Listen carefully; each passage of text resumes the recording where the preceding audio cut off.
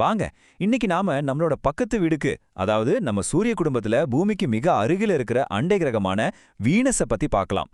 விடியற்காலையிலும் சாயங்காலமும் வானத்துல ஒரு வைரம் மாதிரி ஜொலிக்கும் இந்த கிரகம். பார்க்கறதுக்கு ரொம்ப அழகா இருக்கலாம். ஆனா அது வெறும் அழகு மட்டும் இல்ல, நமக்கான ஒரு எச்சரிக்கையும் கூட. நம்ம பூமிக்கு ஒரு ஜெராக்ஸ் காப்பி மாதிரி ஒரு கிரகம் இருக்குன்னு சொன்னா நம்புவீங்களா? ஆமாங்க, அந்த கிரகம் தான் வீனஸ். இந்த ஒரு ஒற்றுமை தான் பல வருஷமா விஞ்ஞானிகளை அது பக்கம் இழுத்துக்கிட்டே இருக்கு.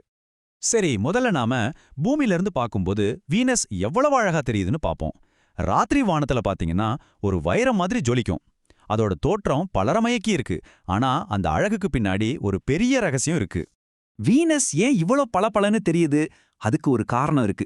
அது சூரியனுக்கு பக்கத்துல இருக்கிற 2வது கிரகம். அதோட மேல இருக்கிற அடர்த்தியான மேகங்கள் சூரிய ஒளிய அப்படியே ஒரு கண்ணாடி மாதிரி பிரதிபலிக்குது. அதனால தான் சூரியன் உதிக்கிறதுக்கு முன்னாடியும் மறைஞ்சதுக்கு அப்புறமும் நம்ம கண்ணுக்கு பிரகாசமா தெரியுது.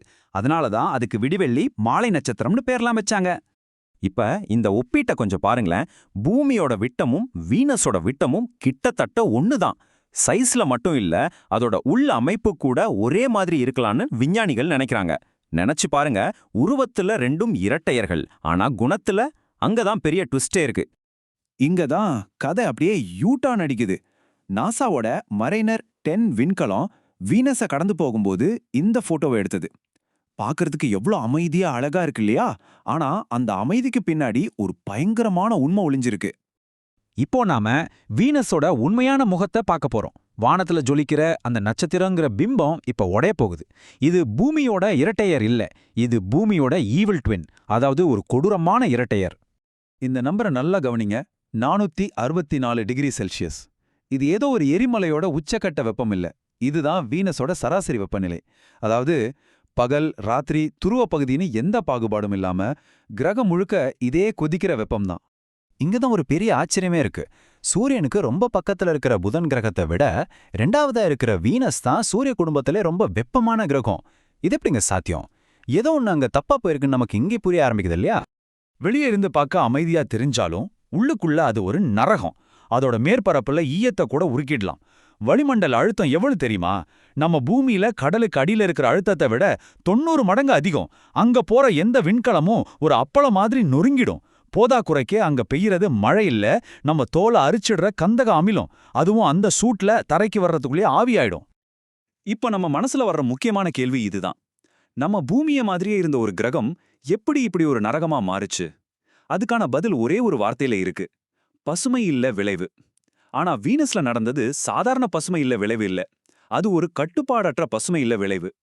இது ஒரு செயின் ரியாக்ஷன் மாதிரி. வெப்பம் அதிகமாக அதிகமாக வளிமண்டலத்துல இன்னும் அதிக வெப்பத்தை உருவாக்குற வாயுக்கள் வெளிவரும். இதனால வெப்பநிலை இன்னும் அதிகமாகும். இந்த சைக்கிள் திரும்ப திரும்ப நடந்து கடைசில அந்த கிரகமே ஒரு நெருப்பு கோளமா மாறிடும். இதுதான் வீனஸோட சோக கதை.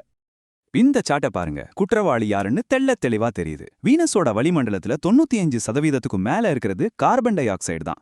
இந்த கார்பன் டை ஆக்சைடு போர்வை தான் சூரிய வெப்பத்தை உள்ள வர விட்டு வெளியே போக விடாம ஒரு சிறைக்குள்ள அடைச்சு வைக்குது. அதனாலதான் வீனஸ் ஒரு சூளையா மாறிடுச்சு. இப்ப நாம ரொம்ப முக்கியமான ஒரு விஷயத்துக்கு வரோம்.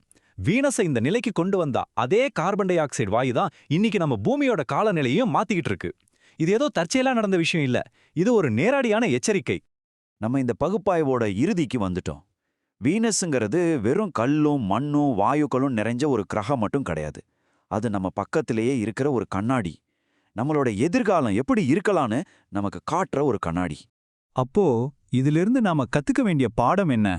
நம்ம அண்டை கிரகம் நமக்கு ஒரு கதையை சொல்லுது. நாம ரொம்ப கவனமா காது கொடுத்து கேட்க வேண்டிய ஒரு எச்சரிக்கை கதை. இந்த ஒரு கேள்வியோட நான் உங்களை சிந்திக்க வைக்க விரும்புறேன். நம்மளோட அந்த ஈவில் ட்வினை பார்க்கும்போது நம்ம கண்ணுக்கு தெரிகிறது பூமியோட எதிர்காலத்தோட ஒரு நிழலா? இந்த பிரபஞ்சம் நமக்கு அனுப்புற எச்சரிக்கையை நம்ம கவனிப்போமா இல்ல கண்டுக்காம விட்டுடுவோமா? முடிவு நம்ம கையில தான் இருக்கு.